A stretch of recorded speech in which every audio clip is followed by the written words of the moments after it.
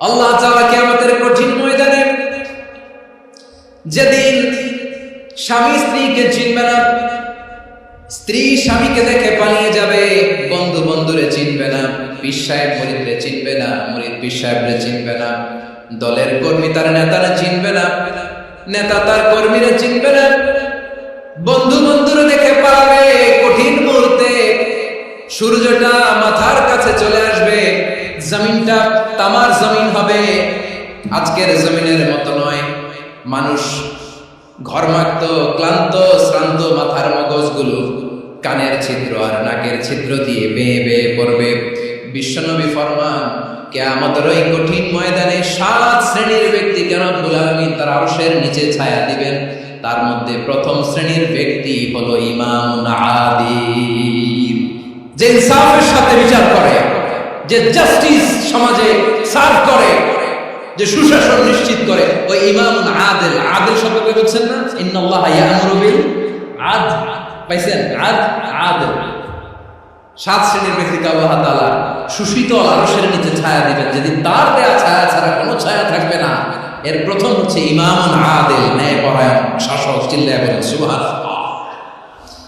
আবার বিশ্বনবী বললেন, ইন্নাল মুকসিতিনা ইনদাল্লাহি আলা মানাবির মিন নূর আন ইয়ামিনির রহমান। কিয়ামতের দিন যারা ন্যায়পরায়ণ হিসেবে আল্লাহর সামনে দাঁড়াবে, কিয়ামতের দিন রব্বুল আলামিন তার আরশের ডান দিকে ওই ন্যায়পরায়ণ লোকদের জন্য আরশের ডান দিকে একটা নূরের মিম্বারে তাদেরকে বসার সুযোগ করে দিবে।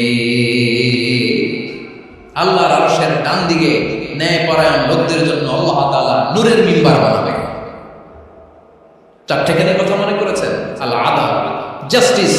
ইন্নাল্লাহা ইয়া'মুরু বিল আদল। আল্লাহ তাআলা এই আদালতের নির্দেশনা দেন, সুবিচার, সুশাসন। প্রিয় ভাইয়েরা, এটা আমরা বাংলাদেশে চাই কি চাই না? এই যে অরাজকতা, এই যে অন্যায়, এই যে জুলুম, এই যে ইনকনসিস্টেন্সি সমাজের অসঙ্গতির প্রধান কারণ জাস্টিস নাই, সুবিচার নাই, সুশাসন নাই। শেষবারের মতো আওয়াজ করে বলেন তো, আমরা বাংলাদেশে আদল চাই কি চাই না? তাহলে প্রথম নির্দেশনা শেষ, আল্লাহ তাআলা তোমাদেরকে আদলের আদেশ দেন। এরপর আল্লাহ বলেন, আমি তোমাদেরকে ইহসানের আদেশ দেই। ইন্নাল্লাহা ইয়া'মুরু বিল আদলি ওয়াল ইহসান। আমি তোমাদেরকে যেমনি আদলের নির্দেশনা দেই, তেমনি ভাবে তোমাদেরকে ইহসানের নির্দেশনা দেই। ইহসান, আওয়াজ করে সবাই বলেন তো, ইহসান। ইহসান মানে কারো প্রতি সফট হার্টেড হওয়া, মহানুভব হওয়া, অনুগ্রহ পরায়ণ হওয়া, অনুগ্রহশীল হওয়া, একে অপরের প্রতি দয়াদ্র হওয়া। একে অপরের প্রতি দয়াদ্র, অনুগ্রহশীল হওয়া ছাড়া মানবিক সমাজ কশিনকালে গঠন করা সম্ভব না। প্রিয় ভাইরা, সুন্দর আচরণ দিয়ে, ইহসান দিয়ে যা জয় করা যায়, নরম আচরণ দিয়ে যেটা অর্জন করা যায়, কঠোরতা দিয়ে সেটা পারা যায় না। বিষ্ণু ঈসা ইসলাম ইহসান দিয়ে, কোমল আচরণ দিয়ে, তার অনুগ্রহ দিয়ে তিনি অনেক কাফিরের হৃদয়কে জয় করে ফেলেছেন। সাইয়েদনা সুমামা ইবনে উসাল রাদিয়াল্লাহু তাআলা আনহুর কথা মনে পড়ে যায়। তিনি ছিলেন ইয়ামামার বাদশা। মদিনাতে বিশ্বনবীকে হত্যা করার নিয়তে এসেছিলেন, গোপনে গোপনে বিশ্বনবীকে হত্যা করে আবার ইয়ামামাতে তিনি ফিরে যাবেন। কিন্তু কি অবাক করা কাণ্ড, হত্যা করতে পারে নাই, সাহাবাদের হাতে তিনি ধরা পড়ে গেলেন। সাইয়েদনা সুমামা ইবনে উসাল রাদিয়াল্লাহু তাআলা আনহু হত্যার নিয়তে আসলেন, কিন্তু হত্যা করতে পারলেন না। সাহাবারা ওনাকে ধরে ফেললেন, ধরে মসজিদে নববীর পিলারের মধ্যে বেঁধে রাখলেন। সুমামা ইবনে উসাল সিরাত থেকে শুনলেন, সিরাত থেকে শোনাচ্ছে রাদিয়াল্লাহু তাআলা। ইয়ামামার অধিপতি ছিলেন, বিশ্বনবীকে হত্যার জন্য আসছেন, ধরা পড়ে গেছে, তাকে মসজিদে নববীতে বেঁধে রাখছে, তার মানে বন্দী। তো এখন স্ট্যাটাস কি? বন্দী, ক্যাপ্টিভ। তো বিষ্ণু ঈসা ইসলাম সাহাবাদেরকে বললেন, তার খোঁজ খবর নিও, সুমামা ইবনে উসালের খোঁজ খবর নিও। সাহাবারা বললেন, ইয়া রাসূলুল্লাহ, আপনাকে হত্যা করতে এসেছে, তার তো কঠিন ক্যাপিটাল পানিশমেন্ট হওয়া দরকার, কঠিন শাস্তি হওয়া দরকার। বিষ্ণু বললেন, না, আমি যেটা জানি তোমরা সেটা জানো না, তোমরা সুমামার সাথে ভালো আচরণ করো। বিশ্বনবী সুমামার কাছে গেলেন। প্রথম দিন যে তিনি কালেমার দাওয়াত দিলেন, ইমানের দাওয়াত দিলেন, ইসলামের দাওয়াত দিলেন, রিসালাতের দাওয়াত দিলেন, আখির খায়রাতের দাওয়াত দিলেন, পরের দিন যে বিশ্বনবী সালাতের দাওয়াত দিলেন, যাকাতের দাওয়াত দিলেন, ইসলাম কি, কিভাবে, কেমন করে পালন করতে হয় চমৎকার আর্টিকুলেট করতে শুরু করলেন। তন্ময় হয়ে সুমামা ইবনে উসাল রাদিয়াল্লাহু তাআলা বিশ্বনবীর কথাগুলো শুনতে আরম্ভ করলো। একদিন নয়, 2 দিন নয়, টানা 3 দিন বিশ্বনবী সুমামার কাছে ইসলামকে প্রেজেন্ট করেছেন, উপস্থাপন করেছেন। আওয়াজ করে বলেন, কয় দিন? 3 দিন। 3 দিন মসজিদে নববীতে বাধা। আর সাহাবীদেরকে বললেন, তার খোঁজ খবর নিও, তোমরা যে রুটি বানাও এর মধ্যে সবচেয়ে ভালো আটার রুটিটা তারে দিও, সবচেয়ে রিফাইন্ড খেজুর, যেটা পিওর খেজুর, এটা তারে দিও। আর বিশ্বনবী নিজের ওট থেকে দুধ দহন করে ওনার বাড়ির এক কর্মচারীকে বলেছেন, দুধ দহন করে সুমামার জন্য নিয়েছে। সুবহানাল্লাহ পড়বেন না? সবাই তো অবাক, ইয়ামামা থেকে আসছে নবীকে হত্যা করতে, বিশ্বনবী দেখে তারে জামায়াত করে। 1 দিন নয়, 2 দিন নয়, টানা 3 দিন বিশ্বনবী এভাবে সুমামার কাছে যে ইসলামকে প্রেজেন্ট করতে আরম্ভ করলেন, ইসলামকে উপস্থাপন করতে শুরু করলেন, আর তাকে চমৎকার এন্টারটেইনমেন্ট, আপ্যায়ন দিতে আরম্ভ করলেন। টানা 3 দিন যখন ইসলামের দ্য বিউটিস অফ ইসলাম, ইসলামের সুমহান বাণী, সৌন্দর্য তার কাছে উপস্থাপন শেষ, তাকে আপ্যায়ন শেষ, বিশ্বনবী বললেন সাহাবাদেরকে, যাও এবার সুমামার হাতের পায়ের রশি দুটো খুলে দাও। সাহাবারা তর্ক জোরে দিলেন, লা ইয়া রাসূলুল্লাহ, এটা করবেন না তো, ভয়ঙ্কর ভয়ঙ্কর খুনি, কি জানি কি হয়ে যায়। বিশ্বনবী বললেন, না, তার হাতে পায়ের রশিগুলো খুলে দাও। সাহাবারা বিশ্বনবীর কথা মতো তার হাতে পায়ের রশিগুলো খুলে দিল। সুমামা মুহূর্তের মধ্যে মসজিদে নববী থেকে বের হয়, ইয়ামামায় ফিরে না যে মসজিদে নববীর পাশে একটা খেজুর বাগান ছিল, সেখানে চলে গেলেন। সেখানে একটা ছোট্ট কুয়া ছিল, কুয়ার পানি দিয়ে তিনি গোসল করলেন। সুবহানাল্লাহ পড়েন। কুয়ার পানি দিয়ে গোসল করে মসজিদে নববীর সামনে এসে বিশ্বনবী এবং সাহাবাদের সামনে দাঁড়িয়ে সাব্বাবা উঁচু করে বললেন, আশহাদু আল্লা ইলাহা ইল্লাল্লাহ ওয়া আশহাদু আন্না মুহাম্মাদান আবদুহু ওয়া রাসূলুহু। আমি সাক্ষ্য দিচ্ছি আল্লাহ ছাড়া কোনো ইলাহ নাই, আর মুহাম্মদ আল্লাহ তাআলার প্রেরিত বান্দা এবং রাসূল। প্রিয় ভাইরা, ইহসান দিয়ে যা জয় করা যায়, কঠোরতা দিয়ে সেটা কঠিনকালেও জয় করা যায় না। আওয়াজ করে বলেন ঠিক কি না? এবার সুমামা দাঁড়িয়ে বলে, ওগো নবী, আমি তো কালিমা পড়ে মুসলমান হয়ে গেলাম, এবার শোনেন, এই মুহূর্তের আগে আপনার চেহারার চাইতে নিকৃষ্ট কোনো চেহারা আমার কাছে ছিল না, কিন্তু শাহাদা পাঠ করার পরে আপনার চেহারার চাইতে উত্তম শ্রেষ্ঠ কোনো চেহারা আমার কাছে আর নাই। ও নবী, আজকের দিনের আগে ইসলাম ধর্মের যে নিকৃষ্ট অপছন্দনীয় কোনো ধর্ম আমার কাছে ছিল না, কিন্তু এই মুহূর্ত থেকে ইসলামের যে সেরা শ্রেষ্ঠ পছন্দনীয় কোনো ধর্ম আমার কাছে নাই। নবী গো, আজকের দিনের আগে মদিনার চাইতে অপছন্দনীয় নিকৃষ্ট কোনো শহর আমার কাছে ছিল না, কিন্তু এই মুহূর্তের পর থেকে মদিনার চাইতে কোনো শ্রেষ্ঠ শহর আমার জানা নাই। সে ছিল গমের বড় ডিলার, গম বেচতো। কি বেচতো?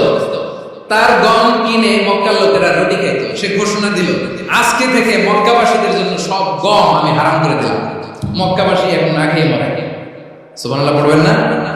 মক্কাবাসী বিশ্বনবীর কাছে আসলেন, এসে বললেন, মুহাম্মদ, আমরা তো তোমার ভাই, তোমার চাচা, তোমার ভাতিজা, তোমার আত্মীয়, তুমি সুমামারে বলো সে যেন আবার গমের সাপ্লাই মক্কার জন্য অনুমতি দিয়ে দেয়। বিশ্বনবীর অনুমতি ক্রমে সুমামা আবার মক্কাতে গম পাঠাতে শুরু করলো। পড়েন সুবহানাল্লাহ। ইহসান, ইহসান দিয়ে আপনি যেটা জয় করতে পারবেন, you can win the heart of your enemies. ইহসান দিয়ে আপনি আপনার শত্রুর হৃদয়কে জয় করতে পারবেন। এজন্য আল্লাহ বললেন, ওয়া আনফিকু ফি সাবিলিল্লাহি ওয়া লা তুলকু বিআইদিকুম ইলা তাহলুকা ওয়া আহসিনু ইন্নাল্লাহা ইউহিব্বুল মুহসিনিন। তোমরা আল্লাহর রাস্তায় দান করবে আর নিজেরা নিজেদেরকে ধ্বংসের হাতে ঠেলে দিও না। তোমরা একে অপরের প্রতি ইহসান করবে, কারণ ইহসানকারীদেরকে আল্লাহ বড় ভালোবাসে। সুবহানাল্লাহ পড়েন। আবার সূরা রহমান আল্লাহ বললেন, হাল জাযাউল ইহসানি ইল্লাল ইহসান ফাবিআইয়ি আলা, সবাই পড়েন, ফাবিআইয়ি আলাই রাব্বিকুমা তুকাযযিবান। ইহসানের প্রতিদান হিসেবে ইহসানি হয়। বিশ্বনবী সুমামার প্রতি যেমন ইহসান করেছেন, সুমামাও ঠিক তেমন ইহসান ফিরিয়ে দিয়েছে, ঠিক কিনা বলেন?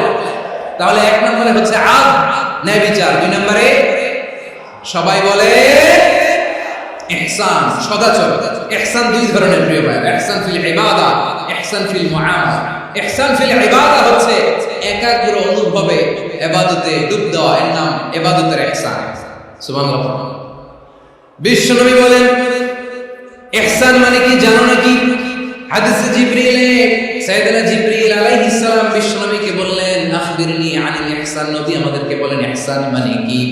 বিশ্বনবী বললেন আনতা আবুদাল্লাহা কাআন্নাকা তারাহু ফাইন লাম তাকুন তারাহু ফাইন্নাহু ইয়ারাক। ইহসান মানে হলো এমন ভাবে তুমি আল্লাহর সামনে নিজেকে উজাড় করে ইবাদত করবে, তুমি ভাববে তুমি আল্লাহকে দেখতে পাচ্ছ।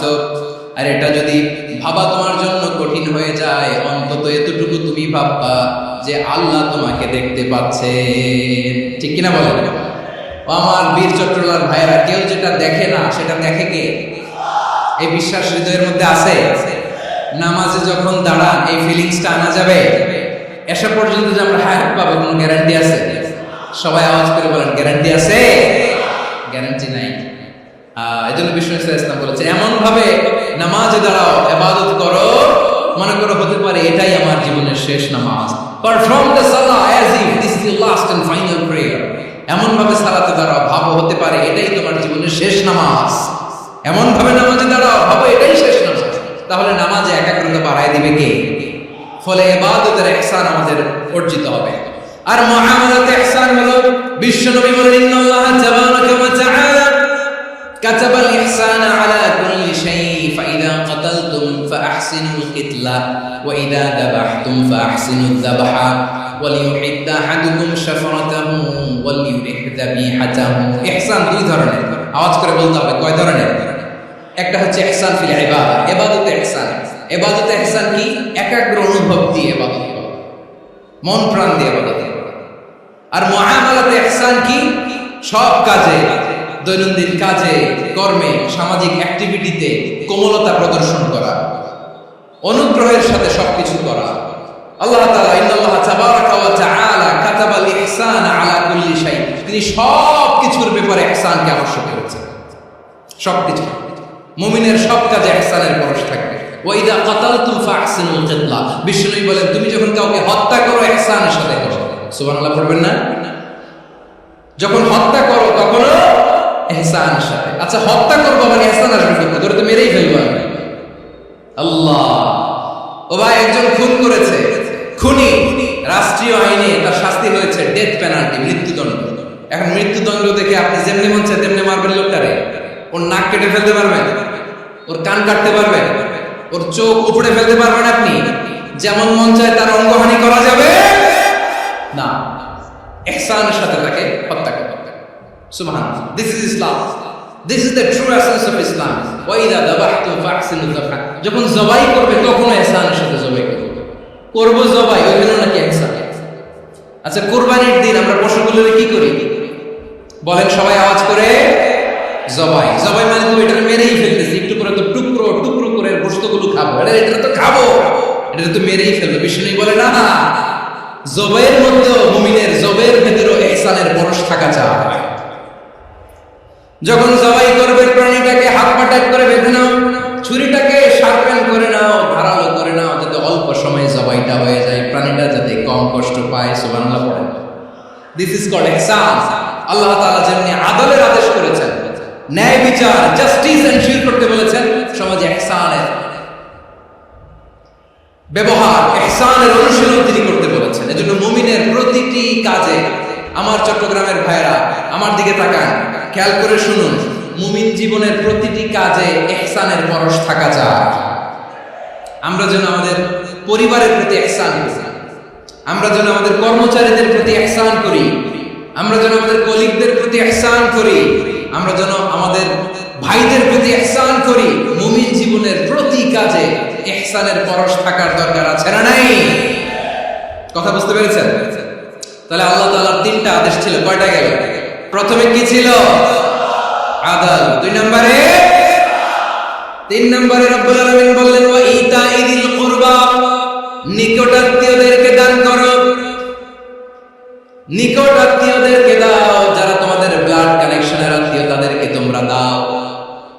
এখানে জেনারেলি বললেন দাও, কি দিব সেটা তিনি এখানে বলেন নাই, সেটা তিনি সূরাতুল ইসরার মধ্যে বলেছেন। আল্লাহ বলেন ওয়া আতিদাল কুরবা হাক্কা, নিকটাত্মীয়দেরকে তাদের অধিকার, তাদের প্রাপ্য তোমরা বুঝিয়ে দাও।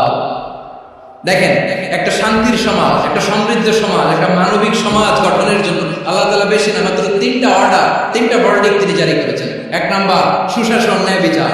দুই নাম্বার ইহসান। তিন নাম্বার নিকটাত্মীয়, যারা কাছে, তোমার ভেরি ক্লোজ রিলেশনশিপে আছে, তাদেরকে দাও। দাও, দিলে বাড়িয়ে দেয় কে? অনেকে দিতে চায় না, কৃপণতা করে। দিলে বাড়ায় দেয় কে? ওমিয়া মদিনার মধ্যে সবচাইতে গরিব সাহাবী ছিল বেলাল রাদিয়াল্লাহু তাআলা আনহু। ওনার এন্টায়ার অ্যাসেট, সম্পদের পরিমাণ কতদূর জানেন? একটা লুঙ্গি। বেলাল রাদিয়াল্লাহু তাআলা আনহু, ওনার টোটাল ওয়েলথের এস্টিমেশন হচ্ছে মাত্র একটা লুঙ্গি। একটা লুঙ্গি, টোটাল ওয়েলথ এস্টিমেশন, টোটাল সম্পদের পরিমাণ বেলাল রাদিয়াল্লাহু তাআলা আনহুর কি ছিল?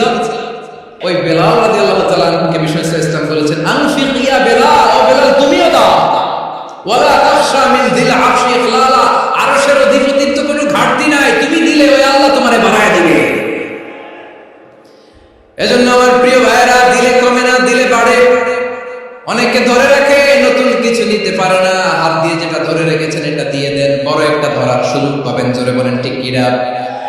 রব্বুল আলামিন বললেন তিন নাম্বার আদেশ হলো তোমাদের প্রতি সমাজটারে কেমন করে মানবিক সমাজ, সুন্দর সমাজ গড়বা। তিন নাম্বার আদেশ হলো ওয়া আতিদাল কুরবা হাক্কা, নিকটাত্মীয়দেরকে তাদের প্রাপ্য বুঝিয়ে দাও। এই নিকটাত্মীয়দেরকে তাদের অধিকার বুঝিয়ে দেওয়া, প্রাপ্য বুঝিয়ে দেওয়াতে আমাদের গাফলতি আছে না নাই?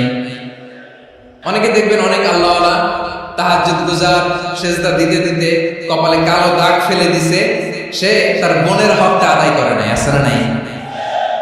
অনেক বড় হাজী সাহেব, বিশাল লম্বা দাড়ি, ছেলের সব দিয়ে দিছে, মেয়ের কিছু দেয় নাই, মেয়ের হক আদায় করে নাই, আছে না নাই?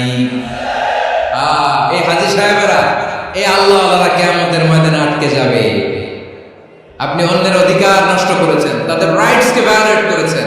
এজন্য আল্লাহ তাআলা বলেন, কারো অধিকার যদি কেউ নষ্ট করে, ওই সমাজটা মানবিক সমাজ কঠিনকালেও হতে পারে না। এজন্য তিন নম্বর আল্লাহ বলেন ওয়া ইতাইদিল কুরবা, নিকটাত্মীয়দেরকে দাও। কি দিবা? তাদের অধিকার দিয়ে দাও। বোনের অধিকার বুঝিয়ে দাও, মেয়ের অধিকার বুঝিয়ে দাও, ফুফুর অধিকার বুঝিয়ে দাও। দেখবেন অনেক মায়েরা ছেলের পাতে মুরগির রান দেয়, মেয়ের পাতে দেয় মুরগির ঠ্যাং।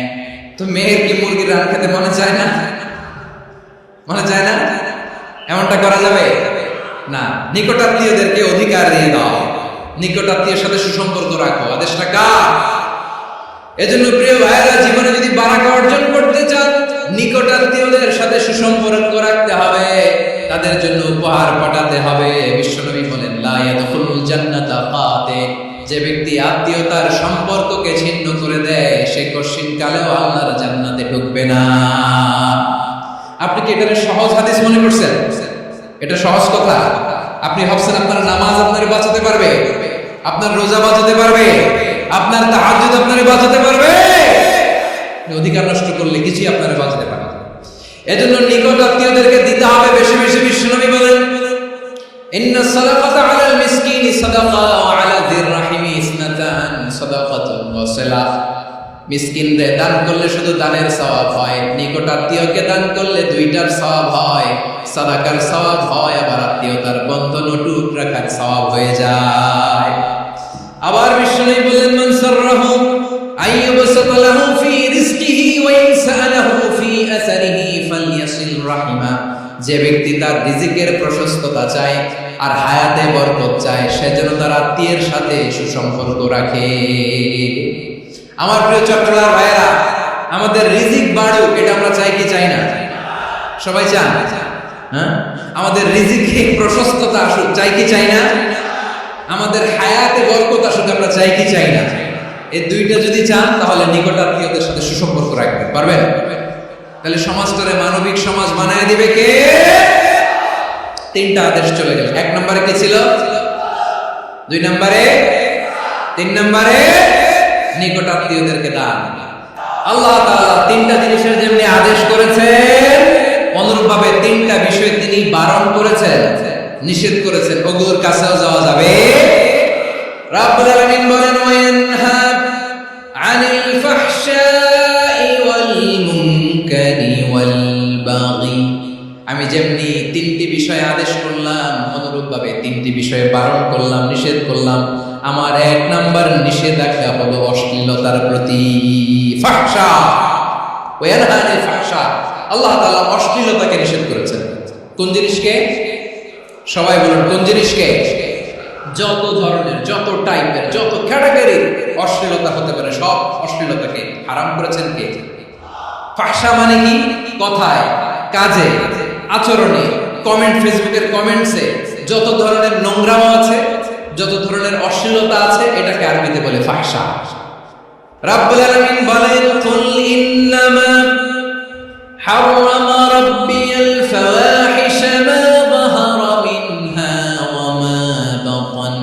ও নবী, আপনি বলে দেন, আমার রব প্রকাশ্য, অপ্রকাশ্য, স্পষ্ট কিংবা অস্পষ্ট, দৃশ্যমান কিংবা অদৃশ্যমান সব অশ্লীলতাকে হারাম করেছে। সব ধরনের অশ্লীলতা হারাম। আল্লাহ তাআলা আমাদেরকে অশ্লীলতা থেকে বাঁচাবে। এবার বলেন, আমাদের সমাজে অশ্লীলতা আছে না নাই? অশ্লীলতা নানা ভাবে, নানা নামে, নানা মোড়কে আমাদের সমাজে আছে না নাই? সংস্কৃতির নামে, ফ্যাশনের নামে, বিনোদনের নামে, উপন্যাসের নামে, কনসার্টের নামে অশ্লীলতা আছে না নাই? আপনি দেখেছেন কনসার্টগুলোর অবস্থা? আমাদের তরুণ তরুণীরা, আমাদের যুবক যুবতীরা, আমাদের জেনজিরা, কি অবস্থা ওইখানে? কনসার্টের নামে অশ্লীলতা আছে না নাই? ছেলে মেয়ে একে অপরকে জড়ায় ধরতেছে, একে অপরকে চুমু খাচ্ছে, প্রকাশ্যে, দিবালোকে, গণমানুষের সামনে। আল্লাহ তাআলা এই অশ্লীলতা থেকে আমাদেরকে বেঁচে থাকতে বলেছেন। রূপালী জগতের নামে অশ্লীলতা আছে না নাই? এই টার্মটা আপনারা জানেন না? রূপালী জগৎ কি জগৎ? আসলে কি রূপালী জগৎ না অন্ধকার জগৎ? আমার বোনেরা, আপনাদেরকে যে কি বলে তারা বুঝায়, রূপালী জগৎ শুনেই আপনি ভরকে যাবেন না। রূপালী জগতে যে নারী যত বেশি উলঙ্গ, সে নাকি তত বেশি সাহসী। জানেন? বলে এটা একটা সাহসী না, খুব সাহসী পদক্ষেপ তার। যত বেশি শরীর থেকে কাপড় নামাতে পারবে, যত বেশি বস্ত্রহীন হয়ে নিজেকে প্রেজেন্ট করতে পারবে, সে নাকি তত বেশি সাহসী। আমার চট্টগ্রাম ভাইরা, শয়তানের প্রথমে এজেন্ডা ছিল বনি আদমকে বস্ত্রহীন করা। সে আদম এবং হাওয়া আলাইহিস সালামকে নিষিদ্ধ গাছের ফল খাইয়ে তাদেরকে বস্ত্রহীন করেছে। এই জামিনেও সে আমাদেরকে বস্ত্রহীন করতে চাইবে। এই রূপালী জগতের নামে তারা এটা করে। আমার প্রিয় বোনেরা, আপনি জানেন না আপনার দাম কত? ওরা আপনাদেরকে বিজ্ঞাপনের সস্তা পণ্য বানাতে চায়। ওরা আপনাদেরকে ওদের ভোগের লিপসার টুলস বানাতে চায়। ওরা আপনাদেরকে দিয়ে ওদের খায়েশ পূরণ করতে চায়। এটা আপনাদের জন্য মোটেও ডিগনিটি নয়, এটা আপনাদের জন্য সম্মান নয়। আপনার সম্মান শালীনতায়, আপনার সম্মান হেজাবে, আপনার সম্মান ভদ্রতায়, আপনার সম্মান আপনার ডিসেন্ট পোশাকে। পোশাক বলে দেয় এই নারীটা ভদ্র না অভদ্র। পোশাক বলে দেয় এই মেয়েটা কোন ঘরের মেয়ে। আপনি জানেন না, আপনারা সস্তা পণ্য বানায়, ভোগের পণ্য, বিলবোর্ডে আপনাকে উলঙ্গ করে উপস্থাপন করে। এই অশ্লীলতার সাথে ইসলামের কোনো সম্পর্ক। এজন্য আল্লাহ বলেন, আমি অশ্লীলতাকে হারাম করেছি। অশ্লীলতাকে হারাম করার প্রথম কারণ হলো এর মাধ্যমে মানবতাকে অপমানিত করা হয়। কারণ মানুষের সম্মান মানুষের পোশাকে। মানুষ যখন পোশাকহীন হয়ে যায়, বস্ত্রহীন হয়ে যায়, তার সম্মান কমে যায়, ঠিক কিনা? অশ্লীলতাকে হারাম করার প্রথম কারণ হচ্ছে মানুষ মানুষকে অপমান করে। একটা নারী, সে তো সম্মানিত। নারী যে কত সম্মানিত, নারীর এটা বুঝেই নেই। বিশ্বনবী বলেন আর দুনিয়া কুল্লুহা মাতা ওয়া খায়রু মাতা'আদ দুনিয়া আল মারআতুস সালিহা। আমার বোনেরা, 5টা প্যান্ডেলে আপনারা এলইডিতে আমার আলোচনা শুনছেন আমি জানি। আপনাদের এই গর্ভ যে কত দামি আপনি জানেন না। আপনার পেট থেকেই আসবে আগামী দিনের সালাহুদ্দিন আল আইয়ুবী। আপনার পেট থেকেই আসবে অনাগত দিনের ইমাম মাহদী আল মুনতাদা। আপনার পেট থেকেই আসবে অনাগত দিনের ফয়সাল, ওয়াসিম, মুগ্ধ, আবু সাইদের মতো বীর যোদ্ধা। আমার প্রিয় বোনেরা, আমার প্রিয় বোনেরা, বিশ্বনবীর কথার ওজন খেয়াল করেন। আর দুনিয়া কুল্লুহা মাতা ওয়া খায়রু মাতা'আদ দুনিয়া আল মারআতুস সালিহা। দুনিয়ার সবকিছুই অ্যাসেট, এর মধ্যে সবচেয়ে দামি অ্যাসেট নেককার নারী। আপনার গর্ভ যে কত দামি আপনি জানেন না। নিজের সময়টাকে কাজে লাগান, কোরআন পড়েন, সুন্নাহ পড়েন। আপনার অনেক দায়িত্ব ঘরে। You are the MD of your family. একটা family it's a very big institution. পরিবার একটা অনেক বড় প্রতিষ্ঠান। And you are the MD of your institution. আপনি এই পরিবারের MD, managing director of your family. এখানে আপনার কত দায়িত্ব। আপনি ছেলেমেয়েদেরকে তারবিয়া করবেন। আপনি আপনার স্বামীর জন্য ঘরটারে জান্নাতের নীর বানাবেন। আপনার জন্য জান্নাতের ডুপ্লেক্স বাড়ি ওইখানে তৈরি করে রাখবে কে? আপনি যে কত দামি আপনি জানেন না। নারীদেরকে আল্লাহ বানিয়েছেন উচ্চতর করে, নিম্নতর নয়। নারীদেরকে ছোট্ট জিনিস দিলে এটারে বড় করে দেয়। নারীদেরকে ভ্রূণ দিলে, শুক্রাণু দিলে নারী এটারে বাচ্চা হিসেবে উপহার দেয়, ঠিক কিনা? বিয়ের মাধ্যমে স্বামী যখন তার শুক্রাণু তার স্ত্রীকে উপহার দেয়, স্ত্রী রিটার্নে কি উপহার দেয়? ফুল ফর্ম বেবি, মানব সন্তান। দেখছেন, আপনি দিলেন একটু, গুণে দিছে বিশাল। আপনি যদি নারীকে বাজার এনে দেন, নারী এটাকে সুস্বাদু খাবারে রূপান্তর করে দেয়। আপনি তাকে একটা মুচকি হাসি দিয়ে দেন, সে তার কলিজা দিয়ে দেয়। কিন্তু যদি আপনি তার মনে কষ্ট দেন, সে আপনার জীবনকে জাহান্নাম বানায় দেয়। নারীর মন বুঝতে পারলে নিয়ামত, বুঝতে না পারলে কিয়ামত। আমার প্রিয় বোনেরা, আপনি যে কত দামি আপনি জানেন না। অনেক দামি আপনি। আপনাদেরকে যেন ভোগের সস্তা পণ্য বানাতে না পারে, আপনাদেরকে সচেতন থাকতে হবে। তাহলে কেন আল্লাহ তাআলা এই ফাহশা অশ্লীলতাকে হারাম করলেন? 1 নাম্বার, এতে হিউম্যান ডিগনিটি কমে। 2 নাম্বার, এতে মানুষের অধিকার নষ্ট হয়। আপনি বিয়ে করেছেন, এরে পরকিয়া করেন, ওর সাথে এরকম আচরণ নাই, স্ত্রীর অধিকার নষ্ট হয়েছে। আপনি বিবাহ সম্পর্কে আবদ্ধ হয়েছেন তার সাথে, আপনি পরকিয়া করেন ওই ছেলের সাথে, আপনি আপনার হাজবেন্ডের সাথে বিট্রে করেছেন। এজন্য আল্লাহ অশ্লীলতাকে হারাম করেছে। অশ্লীলতাকে হারাম করার আরেকটা কারণ হচ্ছে আল্লাহ তাআলা এই হিউম্যান জেনারেশনকে এটাকে প্রিজার্ভ করতে চায়। হিফজুন নাসল, এটা মাকাসিদুশ শরিয়ার অনেক গুরুত্বপূর্ণ একটা মাকাসিদ, অনেক গুরুত্বপূর্ণ। আপনার নাসল, আপনার জেনারেশনকে সংরক্ষণ করা। এই যে আসতেছে ফেব্রুয়ারি, কত ফেব্রুয়ারি জানো? এটা কি বিশ্ব ভালোবাসা দিবস? হ্যাঁ, কি দিবস?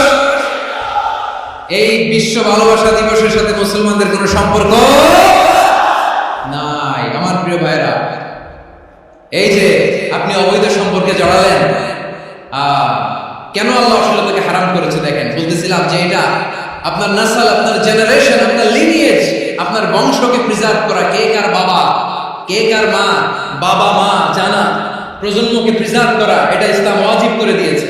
এই যে অবৈধ সম্পর্কের কারণে, বিশ্ব বেহায়া দিবসের কারণে, এগুলোর আউটপুট হিসেবে মাঝে মাঝে ঢাকা মেডিকেলের ডাস্টবিনে নবজাতকের বাচ্চার কান্নার আওয়াজ শুনতে পাওয়া যায়। চট্টগ্রাম মেডিকেলের ডাস্টবিনে নবজাতকের কান্না শুনতে পাওয়া যায়। বীর চট্টলার মুসলমানেরা বুঝতে পারলে আওয়াজ করে বলেন, এই যে চট্টগ্রাম মেডিকেলে যে নবজাতকটা পাওয়া গেল, ওর বাবাকে আমাকে বলেন, ওর মাকে, ও কোন ফ্যামিলির সন্তান কেউ জানে? আপনি হিউম্যান ডিগনিটিকে অপমান করেছেন না? আপনি তার ভবিষ্যৎকে অন্ধকার করেছেন না? আপনি তার লিনিয়েজকে প্রশ্নবিদ্ধ করে দিয়েছেন না? এই জন্য আল্লাহ তাআলা অশ্লীলতাকে আমাদের জন্য হারাম করে দিয়েছেন। পড়েন সুবহানাল্লাহ। এই জন্য রব্বুল আলামিন বলেন, কুল ইন্নামা হারাম রাব্বিয়াল ফাওয়াহিশা মা যাহারা মিনহা ওয়া মা বাতান। প্রকাশ্য অপ্রকাশ্য সব অশ্লীলতাকে হারাম ঘোষণা করে দিয়েছে কে? আবার দুনিয়ার বুকে যারা অশ্লীলতার প্রসার করে তাদের জন্য শাস্তি মজুদ রেখেছে কে?